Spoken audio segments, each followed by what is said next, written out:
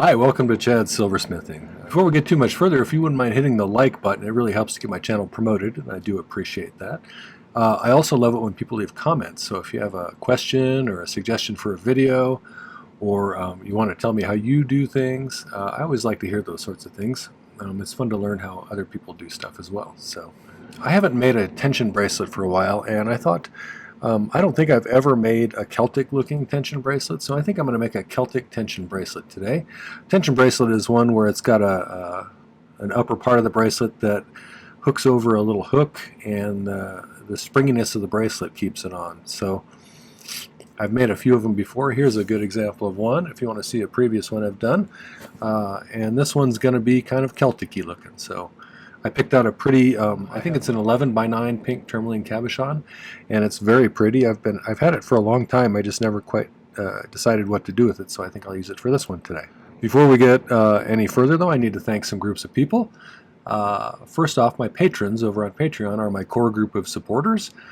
They're a marvelous group of people, and I learn so much from them all the time, and they've created this really nice community over there. So thank you for that, and thank you for all of your financial help. I couldn't probably do this without you guys being there, so thanks for that. You make this possible. My YouTube followers are also a group of people that I greatly appreciate. We just passed 17,200, I believe. Maybe 300, I don't remember for sure. And that's an amazing number. I never thought I'd see that when I first started this channel. And so thank you for that. Thanks also for the contributions like the super thanks and the buy me a coffees. That really helps with the cost of materials. All right, well, let's make ourselves a Celtic looking bracelet. This is one of my design idea books you can get on my merch store. Recent ones, I've started putting some important conversion charts on the back. This one has fractions of an inch to decimals to millimeters, which I find that I use a lot more frequently now, and so it's easy for me to convert then with this. There's some other ones with some different charts on them. What I like about these in particular, though, is it allows me to keep a record of what I've made in case I want to go back and make something similar in the future. So it also has this nice dot matrix in the background. Did I do that upside down again? I think I did. Occasionally I have my book backwards and I write my page upside down, so this one's upside down. But they have this nice dot matrix in the background where you can kind of keep things sort of symmetrical. It helps me too anyway. And this is kind of what I'm thinking. It's not terribly complicated, but it's got kind of this nice Celtic knot work looking part on the head. Here's this pretty pink tourmaline I have. So we'll bezel set that right there with an open back. And I pre-made one of these things to see how it would look, and that's kind of what we're going to be doing, like that on either side. But one side of this will be sealed permanently over here, and this other side's going to have kind of a little hook like that that catches on this loop. And so as long as this is springy and you put it on, it'll pop into place and stay there. So I'll show you how I made this one here. We'll make a band for it, but first off, we're going to make a bezel for this and have an open back on it. I was originally going to do 18 gauge round wire for the little step for the stone, but considering that these are going to be attached to the base of the bezel on either side, I want to have a really solid, strong bezel, and 18 gauge doesn't give the bezel much reinforcement. So I'm going to use some 14 gauge square wire as my little platform for the stone to sit on inside of the bezel. So you could also, if you want to, some people put a back on it and then saw at the middle. I find it's easier to get a nice clean look if you use like square wire or something. So let's make this bezel. The materials I'm going to use, this is going to be 14 gauge round wire, and this is going to be 8 gauge half round. I thought about using some square wire and putting a twist in it, which I do sometimes, but I think it makes more sense to use half round on this one. And the bezel itself is going to be 3/16 inch fine silver bezel strip in 26 gauge, which is 4.76 millimeters tall, and I'll file that down to whatever level I need it to be for the stone. The thickness is 0.41 millimeters. 8 gauge half round is 3.25 millimeters wide, if I remember right. So I think that's all the information you need, but let's start by making a bezel for this guy. And and this is that 26 gauge 3/16 bezel. If you haven't been to my channel before, I use primarily hard silver sheet solder for my solder. I use liquid solder that I dribble on with a little dribble bottle. Dribble bottle? And my torch is a Silversmith model, which is their acetylene air torch. And it's a great torch for silversmithing. I like it a lot. That's the primary questions that I get. Oh, and I use the #1 tip is another one that I get asked a lot. Okay, so I already filed the end of this flat. I'm just going to start shaping it. So.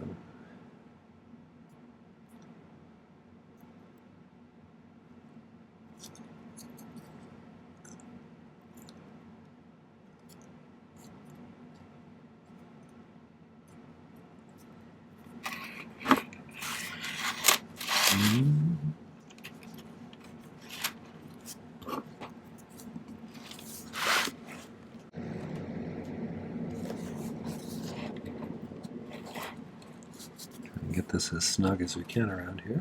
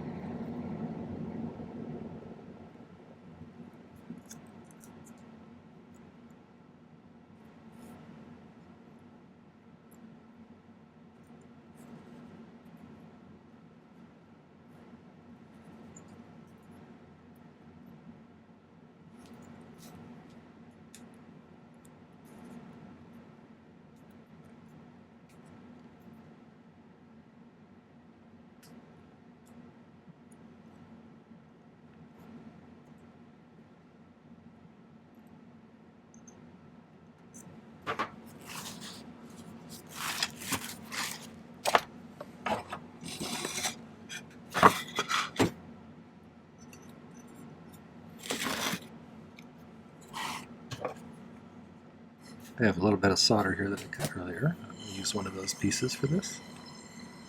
Somebody asked me the other day in the comments why I make it square or rectangular when I do this.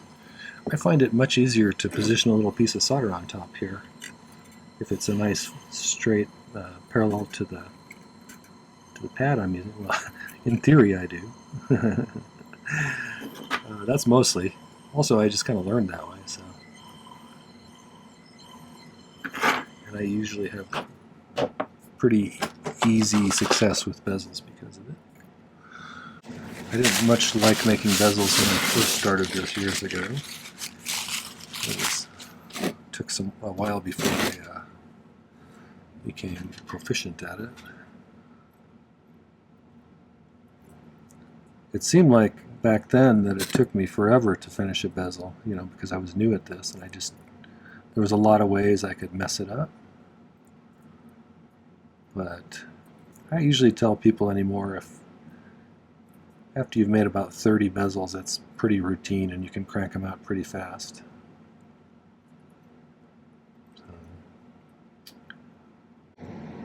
Wanted to thank all those people who've bought my new ebook. Each year I put out an ebook that has a page for each of the videos that I did in the previous year, and I just released 2024's on January 1st. So it's got a page for 170 plus videos, because it's got all of my YouTube videos plus all of my Patreon videos. Of course, you have to have a tier 2 membership to see the Patreon videos, but you can still see the project. But it has a picture of the project, it's got a picture of my sketch, it's got a list of materials you need to make it. This year I included stones this time, last time I didn't. It has a kind of an arbitrary decision on what difficulty level it is, based on my opinion. And We're a little bit snug here. I'm going to show you a trick. You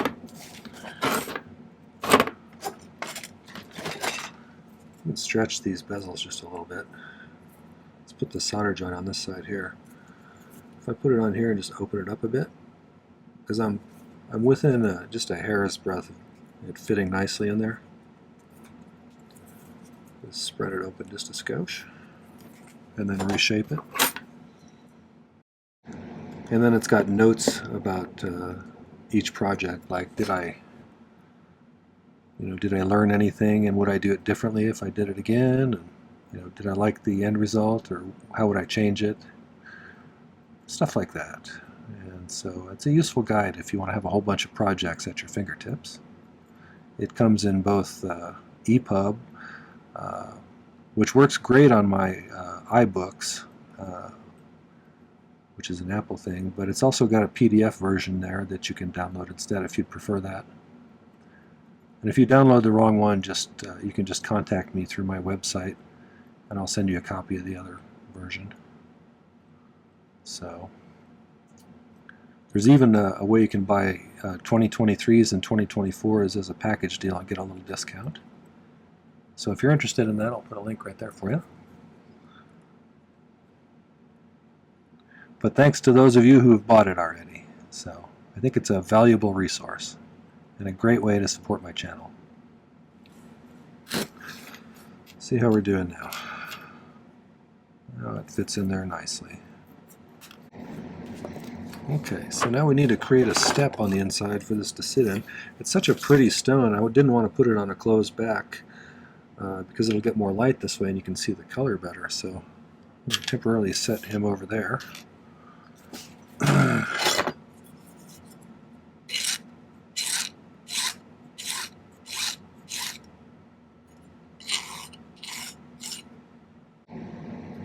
The square wire, it has a tendency to try and twist on you because you're stretching out this outer edge and compressing this inner edge, and it's much easier if it twists for it to bend this way. So you have to kind of like correct it as you go. That makes sense? I say that a lot, but it's one of those things that when I'm teaching beginners, they are constantly having trouble because it twists on them and they end up with the top and the bottom not lined up where they want them to be anymore. I'm going to try and get it within the pretty close range of this, and then we'll cut it off a little bit long and snip out pieces until it fits perfect. So you don't want any gaps, you want it to be a nice clean line.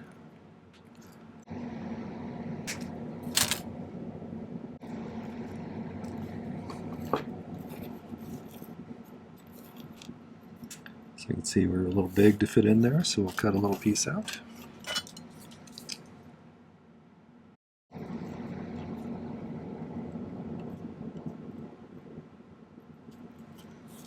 think we're in pretty close size range here. I'm going to solder it closed. I do something called pick soldering a lot, which is where I pick up a bit of solder on the end of this. If you're interested, I have a good video about how to do that. It's really a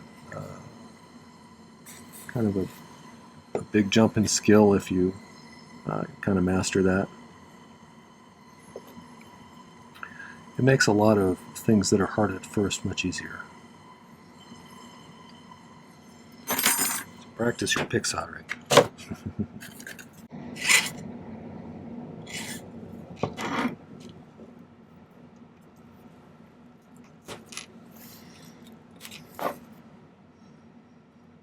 So that fits in there pretty well.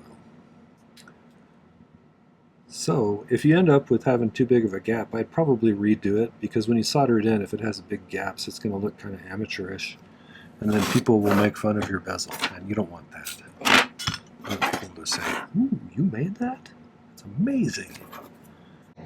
Okay. So the easiest way to solder this on probably is to flux this and then set it on top of some pieces of solder, kind of gathered into it. A little oval, maybe. So let's see if we can do that.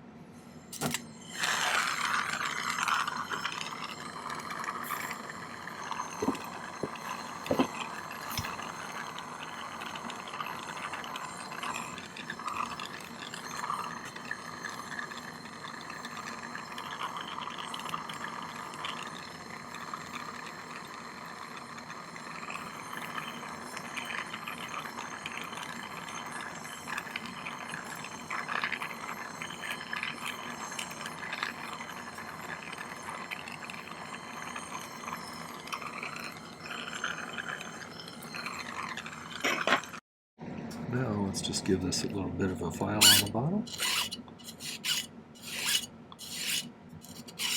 So we got our bezel now.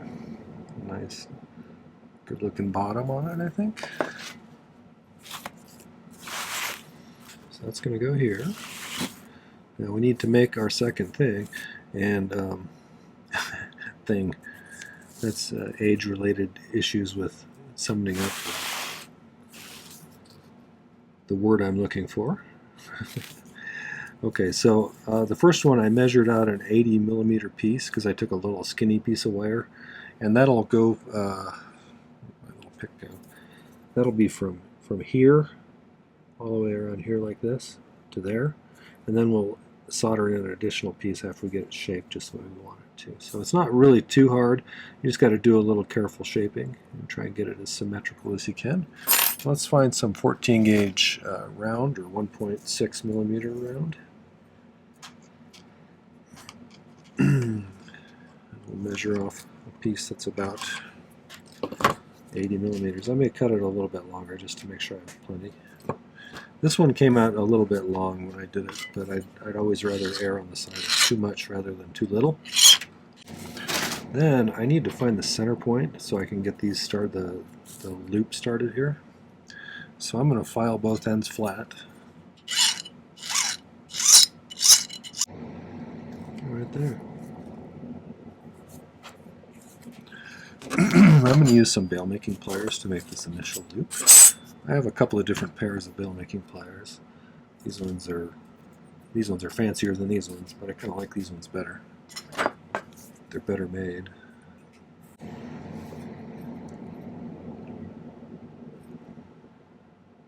So I'm just going to try and kind of bend this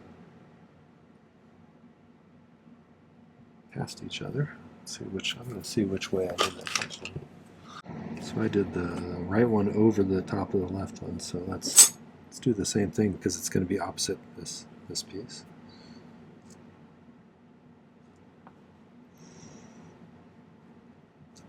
Kind of grabbed it at the very top of this here.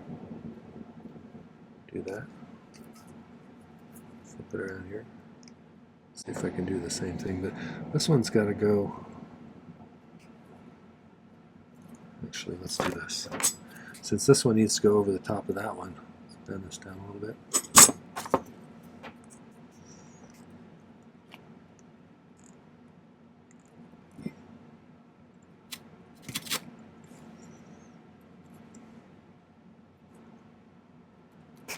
Oops.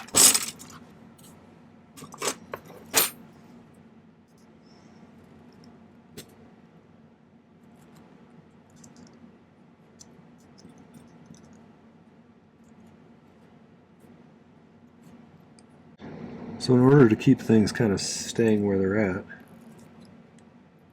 so nothing, as I make further bends, it doesn't move around much, I'm going to solder these two spots where they cross over.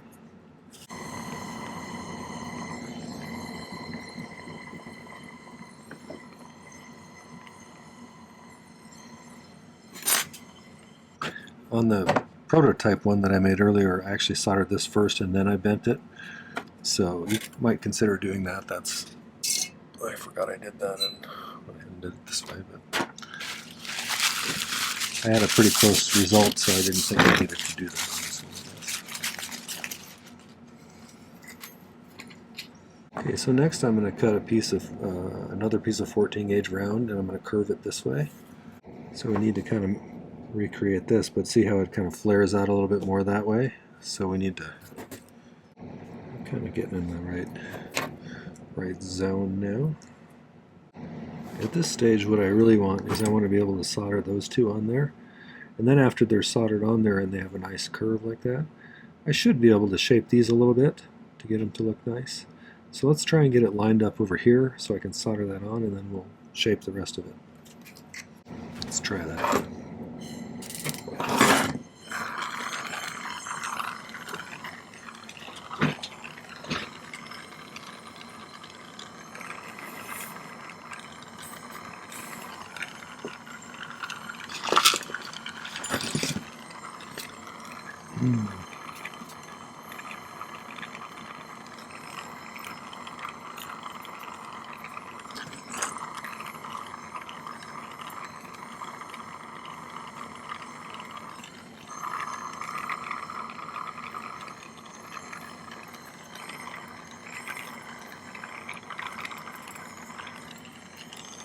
Not sure if I got a piece on there.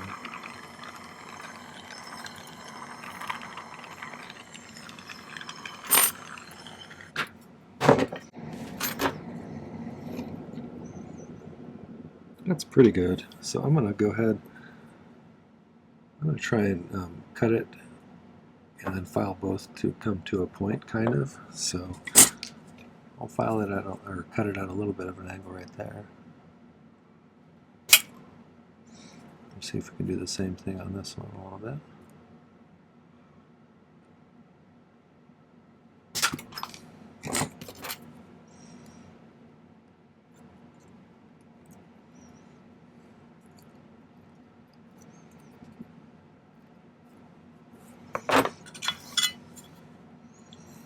I'm file them at a pretty steep angle.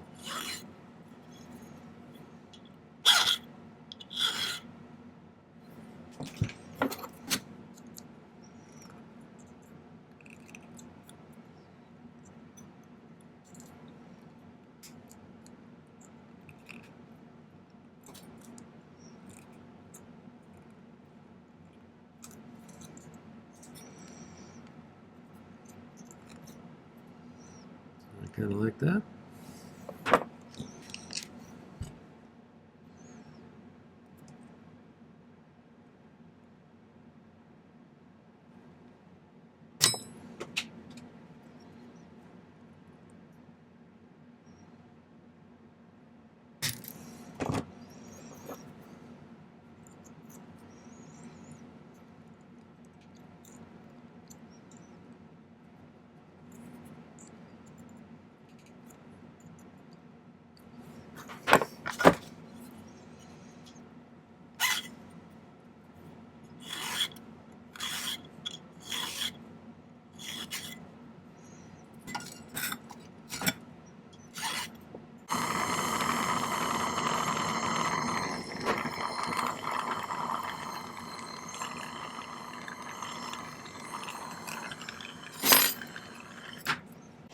So I want to bend these so that these are both kind of laying down on the table when I put them up against the bezel to solder them together.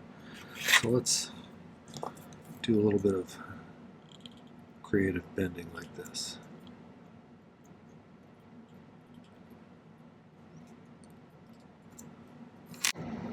Now I think let's try and solder those together. The biggest trick for me will be getting them lined up straight. That's always my hardest challenge. That's pretty close. At least it looks pretty close to me at this stage. As soon as I solder it together, it won't look very close. It'll be all crooked because that is how it happens from my experience.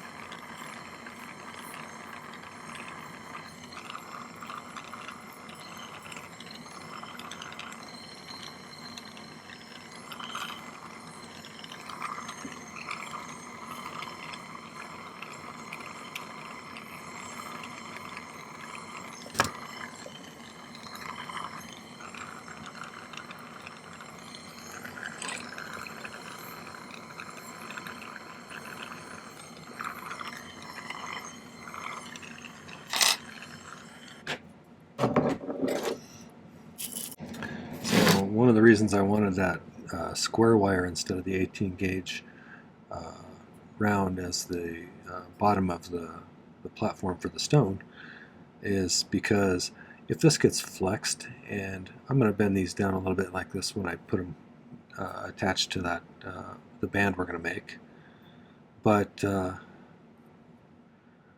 if this flexes a lot, and it would flex a lot more if this was skinnier, it'll distort your bezel, and we don't want that. We want it to be real stout. You know, if you really needed to reinforce it even further, you could probably we could run something across the back here that attached to both these sides that didn't show up through the bezel, you know, little bar there and a bar there, but I think it's a pretty solid solder joint for me, so I think I'm good. So let's talk about the band. I usually use 8-gauge half round for these, and this one I decided to make, I used it,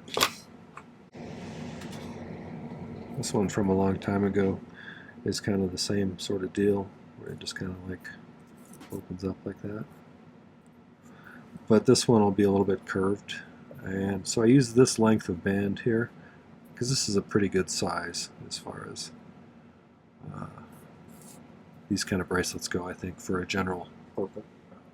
And I cut this a little bit long in order that it would be, I'd rather have too much again than too little. I can always cut it off a little shorter, so it's a little bit longer than that, actually. So let's file the end flat here. One of the things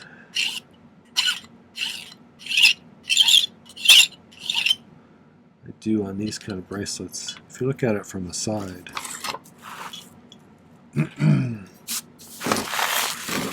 this up here, so you got this side coming up here, and it curls around like that, back on itself, and this is where the head of the bracelet attaches to this.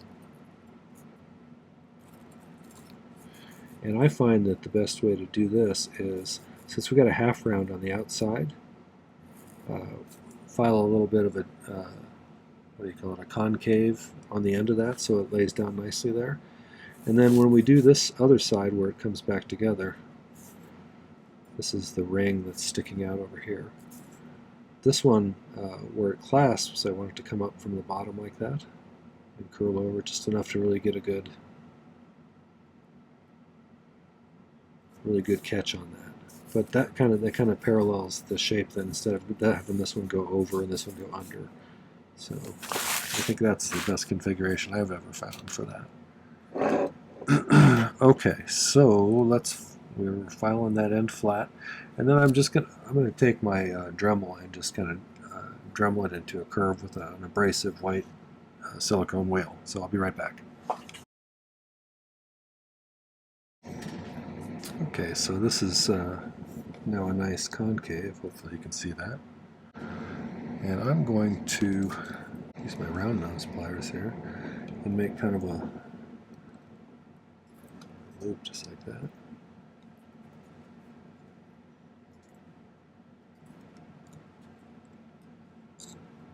So it's going to be like that.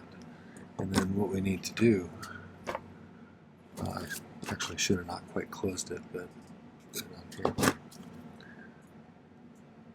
Slide that on there. Now we'll close it up, and then we'll solder it right there.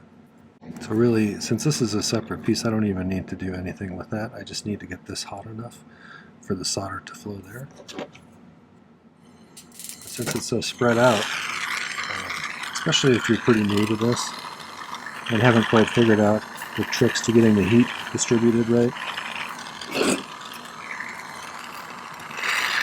it seems illogical to have to heat this entire thing when we get soldering that, but that is actually the case. It'll solder much better if you get the entire piece up to the 1450 degrees that it takes to melt hard silver solder.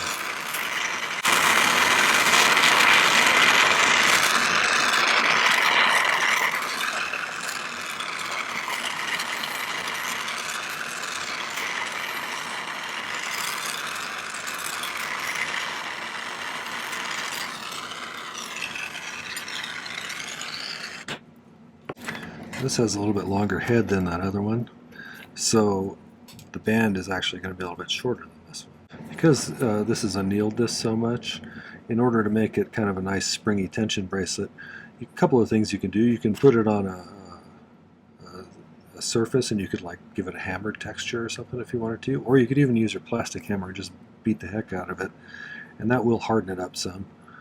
You can also bend it back and forth, quite a bit. That'll do the same thing. Twisting like this does a pretty good job. Just don't get too out of control when you do the twist. like we did last summer.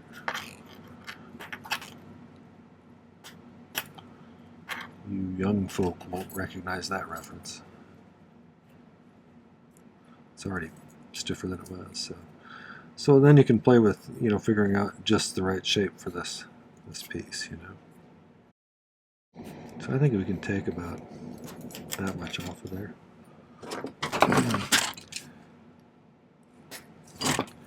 And what I'm going to do, flat first. Well, let's round it.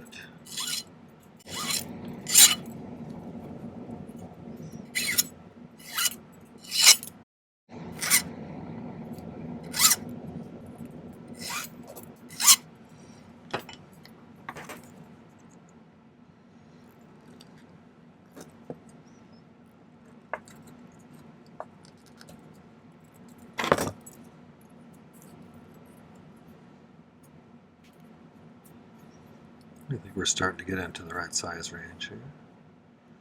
So that's how it'll ride on your wrist. But let's get it pickled, and then we'll set that stone, you know, after I polish it, and we'll see how it looks.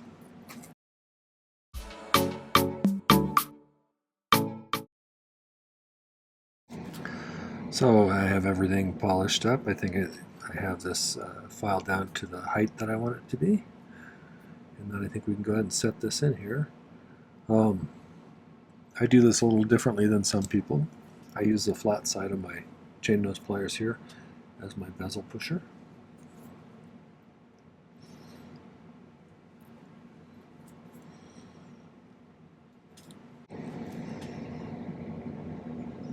So you have it laid down pretty flat. Then I'm going to use the rounded outer part of this as a burnishing tool.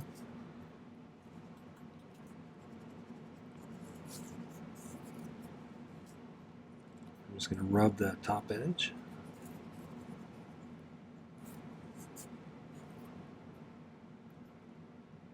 Okay. And we got it like that. So in order to make sure it's nice and secure, you're going to shape it to your wrist, but you want to make sure that this is taut. But it should ride on your wrist pretty nicely, I think. But yeah, I like that.